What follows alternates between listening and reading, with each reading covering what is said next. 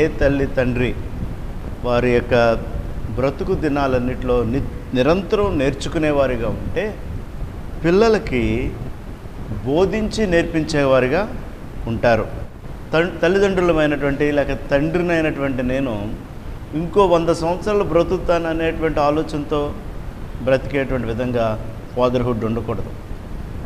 ఆయన ఎప్పుడు పిలుచుకుంటాడో తెలీదు, అలాంటి దినాల్లో ఉన్నాం. కానీ ఈ బ్రతికినటువంటిది కొద్ది దినాలనే నెక్స్ట్ మన యొక్క నెక్స్ట్ జనరేషన్, మన పిల్లలు they will live for another 78 years.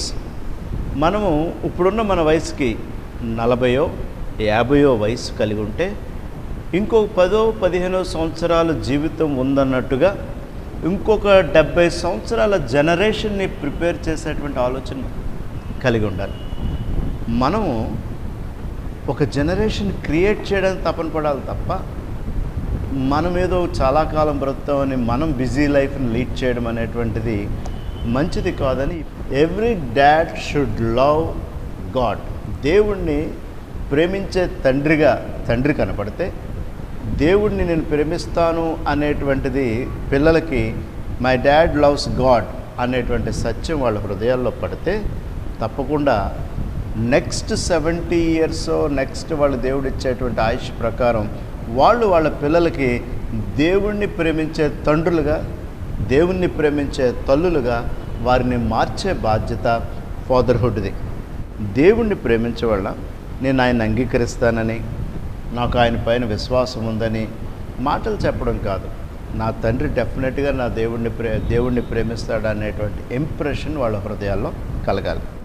18వ వచనం, కాబట్టి మీరు నా మాటలను మీ హృదయంలోను మీ మనస్సులోను ఉంచుకొని వాటిని మీ చేతుల మీద సూచనలుగా కట్టుకొనవలను. అవి మీ కన్నుల నడుమ బాసికములుగా ఉండవలను. 19 నుంచి చాలా ఇంపార్టెంట్. నీవు నీ ఇంట కూర్చున్నప్పుడు, త్రోవను నడిచినప్పుడు, పడుకున్నప్పుడు, లేచినప్పుడు వాటిని గురించి మాట్లాడచ్చు. వాటిని మీ పిల్లలకు నేర్పి నీ ఇంటి ద్వారబంధముల మీదను నీ గౌనుల మీదను వాటిని వ్రాయవలను. అలాగు చేసిన ఎడల యెహోవా మీ పితరులకిచ్చినదని ప్రమాణము చేసిన దేశమును మీ దినములు మీరు మీ సంతతి వారు దినములను భూమిపైగా ఆకాశము నిలిచే కాలం వరకు విస్తరించును. అలాగే కొంచెం క్రిందకు వచ్చిన తర్వాత మాటల్లో చూస్తున్నట్లయితే 23, అప్పుడు యెహోవా మీ ఎదుటి నుండి ఈ సమస్త జనములను వెళ్ళగొట్టును. మీరు మీకంటే బలిష్ఠులైన గొప్ప జనముల దేశములను స్వాధీనపరచుకొందరు. ఇది మోషే అసలు ద్వితీయోపదేశకాండాన్ని చూస్తే దీని యొక్క ఆలోచనలో ఒక డివిజన్ మనకు కనబడుతుంది. మోషే రాసిన 5 అధ్యాయాల్లో ఫ్యామిలీ రిలేషన్కి వచ్చినటువంటి కోట్స్ అన్నీ యేసుక్రీస్తు తన గలిలయ సముద్ర ప్రాంతంలో బోధించిన బోధల్లో పిల్లల గురించి, కుటుంబం గురించి బోధించిన బోధలన్నీ కూడా మోషే ధర్మశాస్త్రంలో ఉన్నటువంటి కోట్స్ నుంచే ఎక్కువగా కోట్ చేశాడు.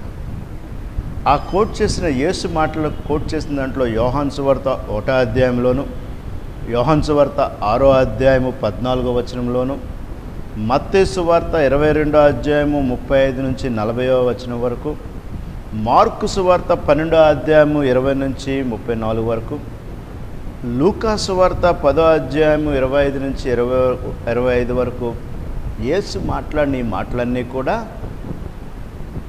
ఎవరిని కోట్ చేసి చెప్పాడంటే మోషే మీకు ఏం చెప్పాడంటే మీ పిల్లలకి చెప్పేది కాదా, ఏది జస్ట్ లిసన్ కేర్ఫుల్లీ, మీ పేరెంట్స్కి అన్నట్టు చెప్పాడు మోషే అలా చెప్పాడు. ఇది నేను మీ పిల్లలకు బోధించట్లా, మీకు బోధిస్తున్నా. యాజ్ ఎ మదర్గా, యాజ్ ఎ ఫాదర్గా ఐఎమ్ టీచింగ్ యూ. అది ఇక్కడ మనకు కనపడుతున్నటువంటి విషయం. దీన్ని మనం గమనించుకున్నప్పుడు మన పిల్లలకి నేర్పించేటప్పుడు దేవుణ్ణి మనం ప్రేమిస్తాము, మనం ఇతరుల్ని ప్రేమిస్తామని మన పిల్లలు మనల్ని చూసి నేర్చుకోవాలి. ఈ మదర్హుడ్ అనేటువంటి దాంట్లో దేవుడు తల్లికి హెవెన్లీ క్వాలిటీస్ ఇచ్చాడంట పిల్లలకు నేర్పడానికి. దాంట్లో పిల్లలకి ఏ టైమ్స్లో ఏం చేయాలనేటువంటి గైడెన్స్ వాళ్ళ లైఫ్లో వాళ్ళ మార్గం తప్పారు అంటే, ఏ టైంకి ఏ వర్క్ని చేసుకోవాలనేటువంటి విషయంలో వాళ్ళకు ఒక డిసిప్లిన్ లేదంటే, it is the default of mother. Straight Moses చెప్పేదాని ప్రకారం. అలాగే ఈ మదర్హుడ్లో ఆ గైడింగ్ కెపాసిటీ ఈ దేవునికి కుటుంబ వ్యవస్థకు ఉన్నటువంటి ఈ రిలేషన్షిప్ని తల్లి ఎప్పుడు బలపరచగలిగదంటే ఈ విజ్డమ్ ఉన్నప్పుడు. If a mother is a wise person, if a mother is a learning person, if a mother is a disciplined person, పిల్లలకి దాని నుంచి తొలగిపోకుండా మదర్ చేయగలరు. తండ్రి దేవుని ప్రేమిస్తాడు, దేవుని ప్రేమించే వ్యక్తి అనేటువంటి స్థిరమైన నిర్ణయం వాళ్ళ హృదయాల్లో పడినప్పుడు పిల్లలు దాని విషయంలో భయభక్తులు కలిగి ఉంటారు. డిసిప్లిన్ వచ్చేటప్పటికి తల్లిదండ్రులు ఇద్దరిది బాధ్యత అయినప్పటికీ ఫాదరు సెక్యూరిటీని కలిగించడానికి కనపడే తండ్రిగా ఉండాలి. నా తండ్రి ఉన్నాడు, నా ఫాదర్ నాకు ఈ సమస్య వచ్చినప్పుడు, ఈ అవసరత వచ్చినప్పుడు నాకు ఇది నా తండ్రిది చేయగలడు అనేటువంటి నమ్మకం తండ్రి పిల్లలకు కల్పించాలి. అదేవిధంగా అవసరం వచ్చినప్పుడు డైరెక్ట్గా ఫాదర్కి ఎక్స్ప్రెస్ చేసుకోగలిగేటువంటి ఫ్రీడమ్ తండ్రికి పిల్లలకి మధ్య ఉండాలి. పిల్లలకు ఉన్నటువంటి need either boy or a girl అయినప్పటికీ ఫాదర్ మీద డిపెండబిలిటీ అనేటువంటి ధైర్యం కలిగి ఉండాలి.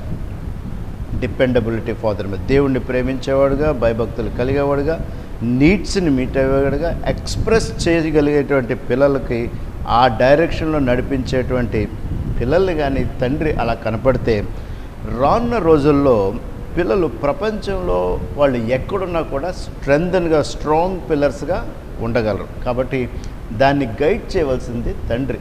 కాబట్టి గృహాల్లో ఉన్నటువంటి తండ్రులు, మీకు దేవుడు సమయం ఇచ్చాడు, చాలా లాస్ట్ 1 year నుంచి మనం టైం చూస్తూ ఉన్నాం. ఈ టైంని దాని కొరకు ఉపయోగించే తండ్రులుగా, మదర్స్ ఉన్న మీరు మీ టైం తీసుకుని మీ పిల్లల రూముల్లోకి వెళ్ళి వాళ్ళ ఆలోచనలు ఎలా ఉన్నాయి, వాళ్ళని ఎలా ఆలోచిస్తున్నారు అనేటువంటి తలంపులు తెలుసుకోవడానికి వాళ్ళతో మీరు మాట్లాడుతున్నారా? ఎందుకంటే ఇక్కడ Moshe talking to you directly as పేరెంట్స్కి ఏమని చెప్తున్నాడంటే, నీ ఇంటి ద్వారబంధముల మీదను నీ గౌనుల మీదను వాటిని రాయవాలి. This is mother's response. Nothing. నేను వెంటనే సైకలాజికల్గా కొన్ని ఆస్పెక్ట్స్ నేను సెర్చ్ చేశాను గూగుల్లో. అందులో మెజారిటీ ఆఫ్ ద పీపుల్ ఏంటంటే, మదరు అట్లీస్ట్ డేలో కొంత టైం పర్సనల్గా తను శుభ్రం చేస్తూ, కుమారుడో కుమార్తెతో ఆ గదిని శుభ్రం చేయిస్తూ, ఎవ్రీడే ఒక టైంకో లేకపోతే వీక్లీ ట్వైసో త్రైసో మీ బిడ్డల కుటుంబాల్లో మీరు టైం పెట్టండి. వాళ్ళు నేను నేర్చుకున్న సత్యం, నేను నా స్నేహితులతో మాట్లాడి, నేను వాక్యాన్ని చూసి, అప్పుడు నాకు ఆవిడ గుర్తొచ్చింది. అలాగా పిల్లలతో అమ్మ వెంటనే నాకు గుర్తొచ్చింది. రీడర్స్ డైజెస్ట్ అనే బుక్ ప్రతి నెల 10 నుంచి 15వ తారీఖు వచ్చేది మా ఇంటికి పోస్ట్లో. మధ్యాహ్నం పోస్ట్ మ్యాన్ 12:30, 1 o'clock రాగానే పైనుంచి అమ్మ నన్ను పిలిచింది అంటే 10 నుంచి 15 తారీఖు లోపల రీడర్స్ డైజెస్ట్ బుక్ వచ్చినట్టు నాకు సిగ్నల్. బుక్ వస్తే పిలవడం ఏంటంటే, నన్ను కూర్చోపెట్టుకుని ఏదో ఒక స్టోరీ దాంట్లో ఉన్నటువంటిది, పాంపే వాల్కనో స్టోరీ నేను రీడర్స్ డైజెస్ట్ నుంచి నేర్చుకున్నా. జాన్ అనే కుర్రోడు ఇంగ్లాండ్ దేశంలో వాళ్ళ తండ్రికి హార్ట్ అటాక్ వస్తే ఫ్లయింగ్ హెలికాప్టర్స్ అప్పుడు ప్రారంభమైనటువంటి స్టోరీ అమ్మ నాకు చదివి వినిపించారు. అది ఆ రోజు నేను రీడర్స్ డైజెస్ట్ నుంచి నేర్చుకున్నా. చర్చిల్ తన స్నేహితుడితో కలిపి కొండ చర్యల్లో తను పడిపోతే రక్షించినటువంటి కుటుంబం పెన్సిలిన్ కనుక్కున్న వ్యక్తి అవ్వడానికి గల ఆ తల్లిని గురించినటువంటి స్టోరీ నేను రీడర్స్ డైజెస్ట్ నుంచి నేర్చుకున్నా. అలాగే నాకు ప్రతీ నెల ఒక స్టోరీ, అందులో ఉన్నటువంటి మంచి స్టోరీ, చిల్డ్రన్కి ఉండేటువంటి స్టోరీని ఇంగ్లీష్లో చదివి వినిపించేది అమ్మ. అది రీడర్స్ డైజెస్ట్ అనేటువంటి బుక్ని చదవడానికి ఒక అలవాటు. అప్పటి నుంచే నాకు బుక్ రీడింగ్ అనేటువంటిది అలవాటు అయింది. ఇది మదర్హుడ్. అందుకే ఈ ద్వితీయోపదేశ కాండంలో ఏమని చెప్తున్నాడంటే Moses, my dear friends, your parents do this అనేటువంటి కమాండ్ ఇస్తూ ఉన్నాడు. ఇది డైరెక్ట్గా పేరెంట్స్తో తను మాట్లాడుతూ ఉన్నాడు. ఈ మాటల్లో ఇక్కడ ప్రజెంట్ ఆయన చెప్పేది ఏంటంటే ప్రేయర్ఫుల్గా మదరు ఫాదరు. మోసెస్ ఈ ద్వితీయోపదేశ కాండానికి రాకముందు జాషువాని గైడ్ చేశాడు. అంతకుముందు ఒక నాయకుడు అవడానికి సంఖ్యాకాండంలో. అంతకుముందు 39 నుంచి 40 సంవత్సరాలు ఎడారిలో ఇజ్రాయెల్ నడిపించాడు. ద్వితీయోపదేశ కాండం వచ్చేటప్పటికి ఆ పుస్తకాన్ని బాంధవ్యాల గురించే, మీరు ఆ యాంగిల్లో చదవండి ఆ యొక్క గ్రంథాన్ని, ద్వితీయోపదేశ కాండాన్ని. It is full of relationships. అలా నడిపించుకొచ్చాడు. కాబట్టి మోసెస్ చెప్పేటువంటిది ఏంటంటే మ్యూచువల్ లవ్ అండ్ రిలేషన్ అనేటువంటిది నీకు నేర్చుకోవాలంటే ఒక తల్లిగానో తండ్రిగానో ద్వితీయోపదేశ కాండంలో చాలా వర్షిప్ గురించి ఉంది, గివింగ్ గురించి ఉంది, పేరెంటింగ్ గురించి ఉంది, ఎడ్యుకేటింగ్ గురించి ఉంది.